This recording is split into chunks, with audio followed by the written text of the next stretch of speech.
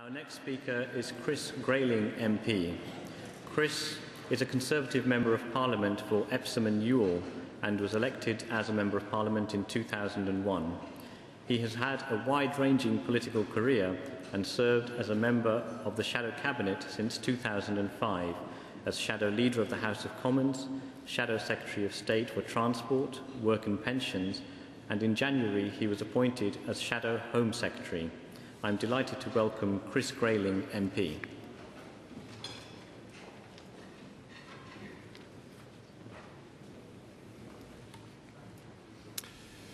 Your Holiness, ladies and gentlemen, it is a great honour and pleasure to be able to join you this evening for this important event. Your Holiness, it's also a great honour to share in the work that you and your colleagues are doing to promote peace and harmony both here and around the world. I bring with me tonight the very best wishes of my party leader, David Cameron, and all of my parliamentary colleagues. We trust that tonight's event will make a further important contribution to all of your efforts to secure peace and understanding between different faiths. It's a particular pleasure to visit you at this particular mosque, as I began my political career in the London Borough of Merton. I served as a councillor on the local council here before I became a Member of Parliament, and I well remember the preparatory works for the construction of this mosque. There's no doubt that since its inauguration in 2003, it has become an important local landmark as well as an important centre for faith and for dialogue. To me, one of the most important aspects of your faith is the way it looks outwards and not inwards, the way in which it promotes community involvement rather than separation from the community more generally.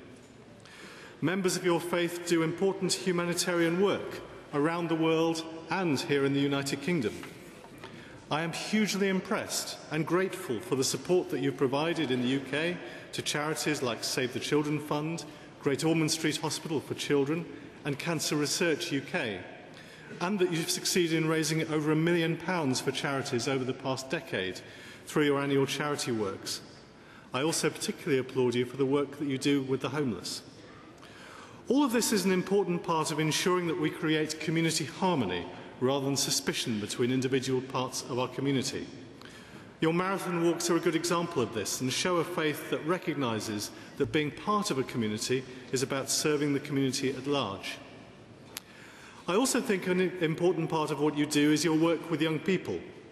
Engaging young people is an important part of tackling many of the biggest problems that face our society. Too often, young people today feel they lack a sense of purpose in life and have little or no ownership of the community around them. The consequences of that can range from antisocial behaviour to extremism and addiction. Work to engage and involve our young people, help them develop their skills and give them a sense of direction is therefore of exceptional importance, and the importance that you all place on this is well founded.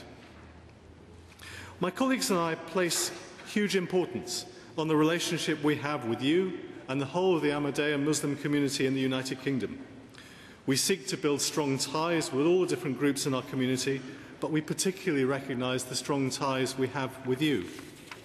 I know you have close links with many of my most senior colleagues, Dominic Grieve, Jeremy Hunt, Francis Maud and Syed Avasi from the Shadow Cabinet, and from a more local perspective, our local MPs Stephen Hammond and Justine, who's with me on the platform tonight.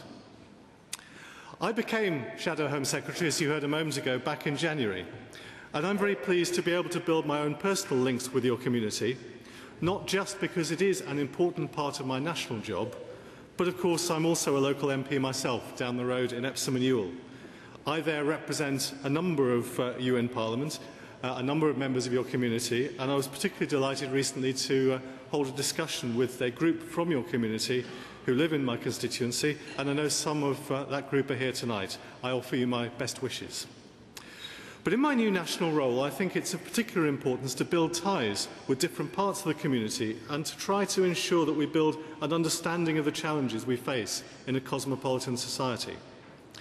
Your faith understands more than many the dangers that extremism brings with it and the pain that it can cause.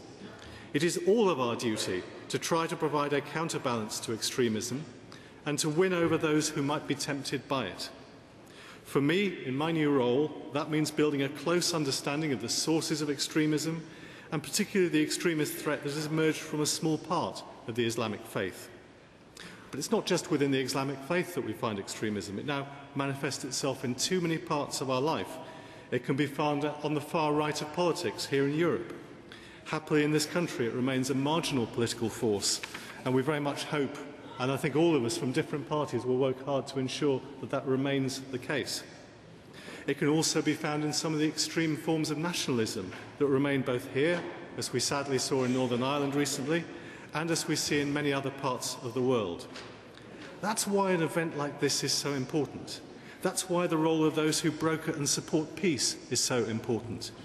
We cannot hope to simply combat extremism through force. We have to show people that there is another way, a better way, that is built on tolerance, on mutual understanding and on respect. We have to stand up together for those values and shout them from the rooftops.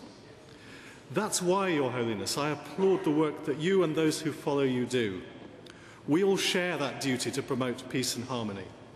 We all share the duty to break down divides within our national community and in other parts of the world.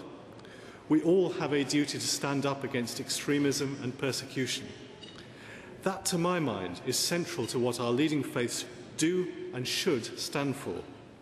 Our goal should be to see a world where Muslims, Jews, Hindus, Christians and others live together in peace and harmony and tolerance. And I know that this event tonight and the work that you are all doing will help us take an important step towards that goal. Thank you.